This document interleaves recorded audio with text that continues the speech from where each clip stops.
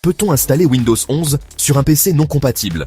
La réponse est oui. Si vous regardez cette vidéo, c'est soit car vous avez un ordinateur sous Windows 10 non compatible, soit sous des versions même précédentes, et que vous voulez installer malgré tout Windows 11.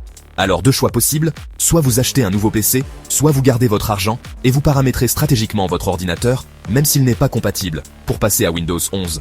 Ce n'est pas si évident selon les situations de chaque PC, Microsoft a fait du zèle, et pas qu'un peu.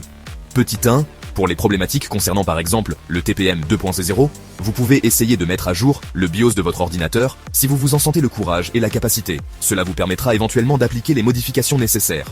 Si vous voulez savoir comment faire une mise à jour de BIOS, dites-le en commentaire, et je vous ferai une vidéo exprès. Sinon, et petit 2, il sera nécessaire de télécharger simplement l'installateur Windows 11 sur le site officiel. Dans ce cas, tapez « Télécharger Windows 11 » dans Google. Le site officiel vous propose généralement un lien tout en haut des résultats de recherche. Cliquez dessus, puis sélectionnez la version ISO en troisième proposition de téléchargement en bas de page. Choisissez ensuite votre langue et téléchargez cette version. Ensuite, dans vos téléchargements, faites clic droit sur le fichier ISO. Sélectionnez « Monter ». Vérifiez et mémorisez la lettre du nom de votre fichier qui sera soit D avec 2 points, soit F avec 2 points, soit G avec 2 points, ou etc. À ce moment-là, dirigez-vous dans la barre de recherche de Windows et tapez « Invite de commande ». Une fenêtre comme celle-ci s'ouvre. Tapez tout simplement la lettre qui vous concerne comme par exemple F avec les 2 points, puis faites entrer. Ensuite, écrivez exactement setup espace / product espace serveur, puis faites entrer. Une page d'installation s'ouvre. Cliquez sur « Modifier la façon dont le programme d'installation télécharge les mises à jour », puis sur « Remettre à plus tard ». C'est grâce à cette astuce que vous allez pouvoir contourner le fait que votre ordinateur n'est soi-disant pas compatible, et heureusement. À partir de là, vous allez pouvoir choisir si vous voulez tout remettre à zéro, soit tout supprimer sur votre ordinateur pour faire peau neuve.